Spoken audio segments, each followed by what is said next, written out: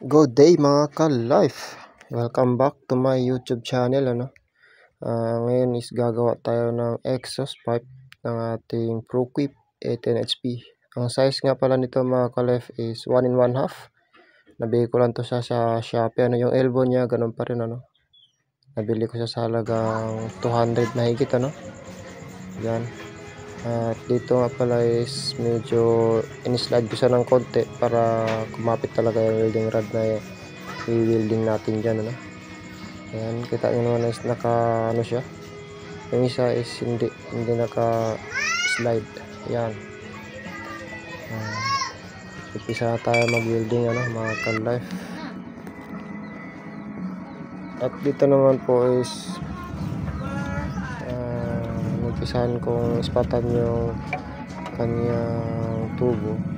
Ayan mga ka-life. Medyo nahirapan ako sa pag-welding kasi baguhan lang pala ako mga ka-life. Practice pa lang ako ng welding. Yan.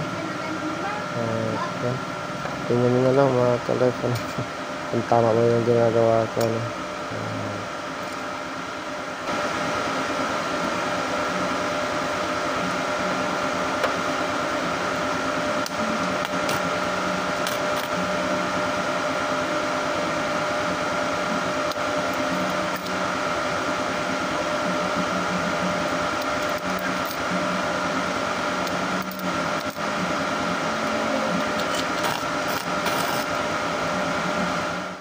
Yan, ito na mga ka-life.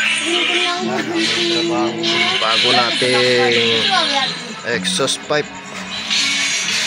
Ito natin lagay.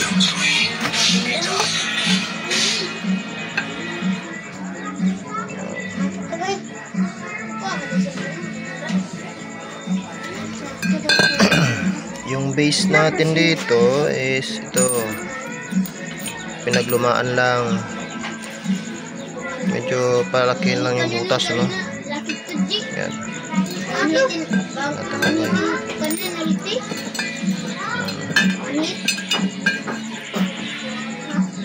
Ganyan.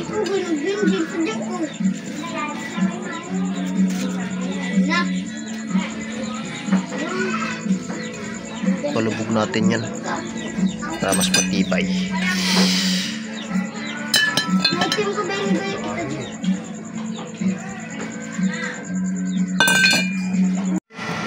Ayan mga ka-life, magkakabit tayo ng base ito yung base nya.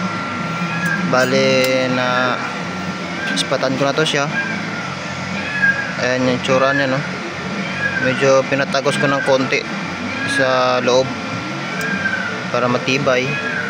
And then sinubukan ko na to siya at inalign ko na siya. Kaya ganun yung nya, tayuan nya.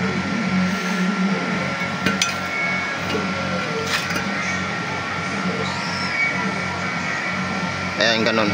Ayan.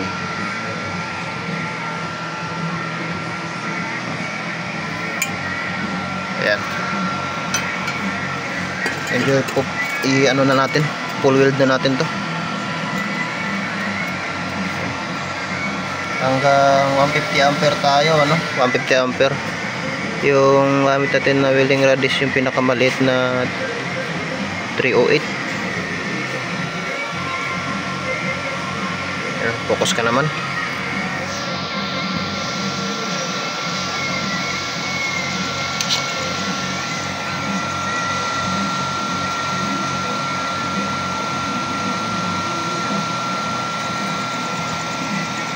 Ayan.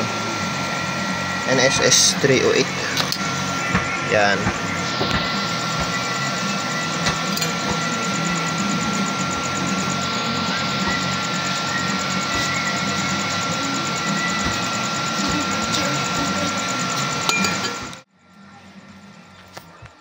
Ayan, dito naman tayo sa kabila.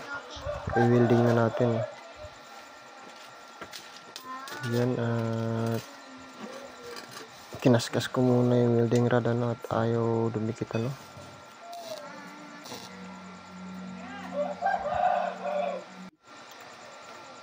and then dito tapos ko na ispatan dun sa kabila naman Baguhang welder lang pala ako, no, mga ka-life. Nagpa-practice pa lang, ano. Yan. Pag-testing kung malakas pala yung amperahe niya, no. Kaya binabaan ko na hanggang 80 yata yung mga ka-life, ano, hindi lang nakuhanan dyan. Ayan.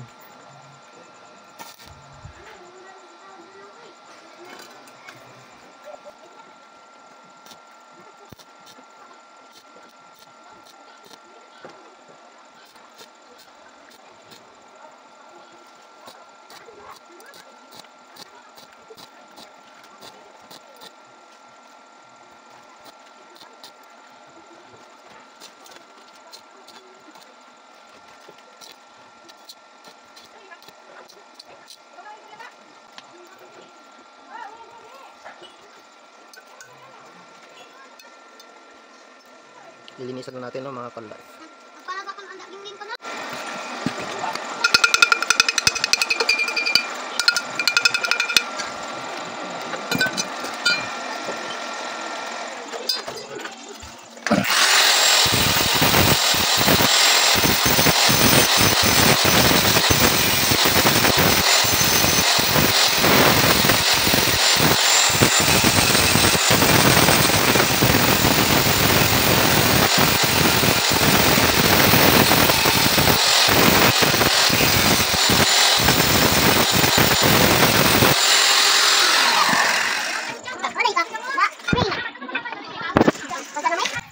Ayan, mga ka-life, kakabit na, higpitan lang natin, ano.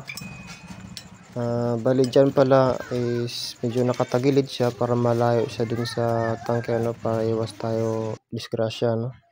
Ayan, thank you for watching, ano.